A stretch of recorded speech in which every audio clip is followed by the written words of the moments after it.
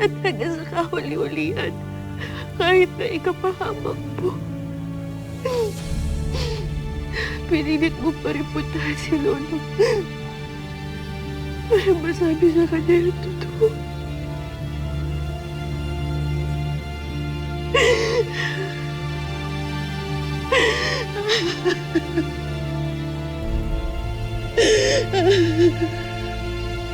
Mama. Mama, nandito na ako. Nandito na ako. Patawarin mo ko.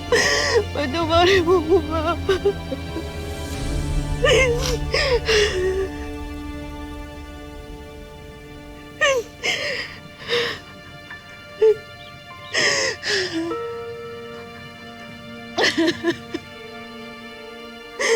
Wala na si Mama.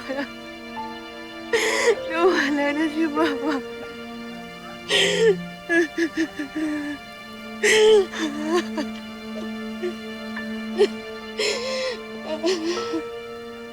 Pascual.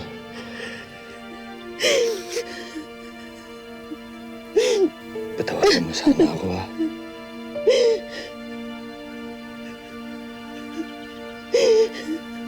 Kasi hindi ko naligtas si Mama.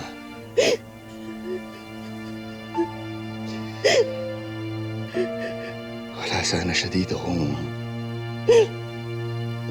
may nagawa lang sana ako para ipagtanggol siya.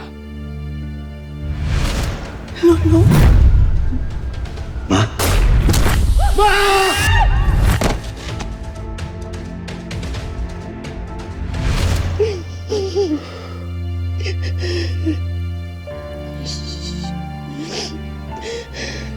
Mahal.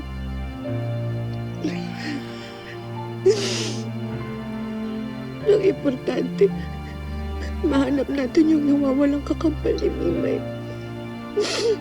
Pero kailangan natin mahanap yung anak natin. Gagawin natin yan. Hanapin natin yung anak natin.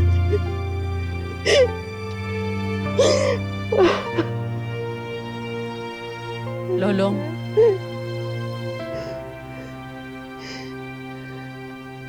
Mama Senda, anong ginagawa niya rito?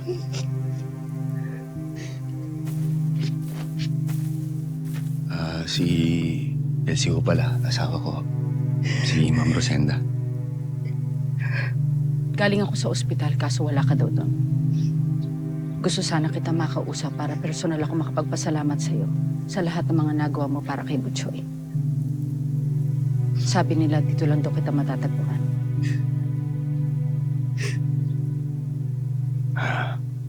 Ma'am Rosenda, malaho yun. Alam niyo naman ho siguro na nakahanda ho kung gawin lahat para ho kay Butchoy. Parang anak ko na rin ho kasi yun. Nga pala si Elsie ho, ang asawa ko. Si Ma'am Rosenda yung nag-alaga kay Butchoy. Hello po.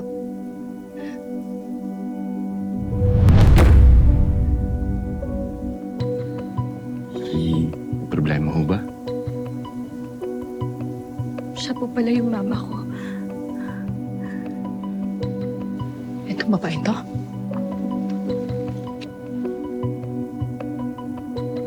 Itong mama mo? Ha? Chris? Chris? Umalis ka na. Anong gagawin ko dito? Alis na.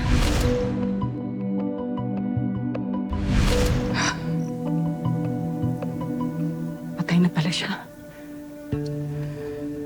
Oo. Siya po ang mama ko. Bakit po? Kilala niyo po ba siya? Siya ang nagbigay sa akin kay Butchoy. Hindi ako pwede magkamali.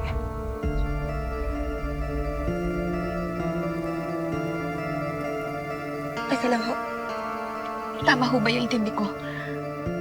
Sinasabi niyo po ba na sa inyo ho binigay ng mama ko yung anak naming lalaki?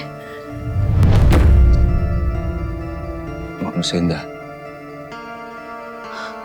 sigurado ba kayo sa sinasabi niya? Oo. Kung si Butchoy ho ang binigay ho sa inyo ni Mama Ana, ibig sabihin, si Butchoy ho. Mahal, ibig sabihin si Butchoy nawawala kakambali ni May. Long siya yung anak natin. Long siya yung anak natin.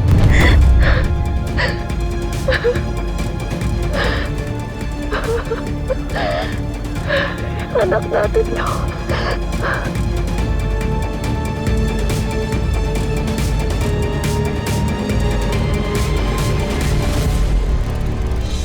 Babayad sila. Babayad sila.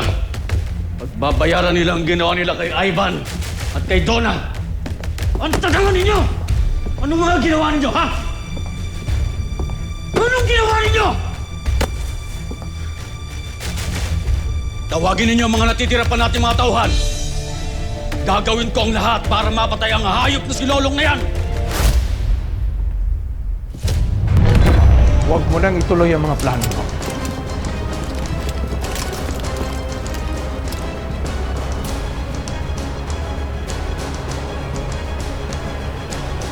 Manuel, anong ginagawa mo rito? Ako nga, Julio. Kapatid ko.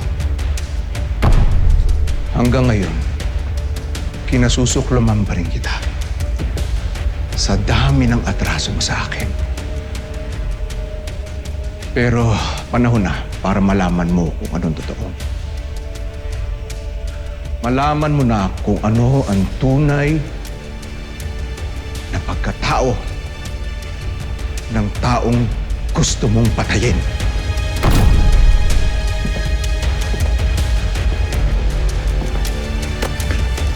Anong pinagsasabi mo? Ha? Anong sinasabi mo? Mamayi yung mga baril niyo!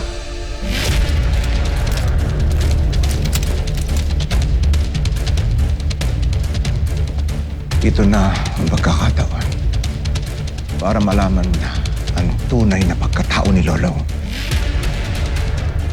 Ako ang tumutulong kay Lolo. Ako ang tao sa likod ng pangil ng Maynila. Hayop ka. At ikaw pa pala ang nasa likod ng pagpapabagsak sa akin, Manuel. At dahil doon, wala nang natira sa akin. Ha? Meron. Si Lolo. Anak mo siya. Si Lolo ang tunay mong anak.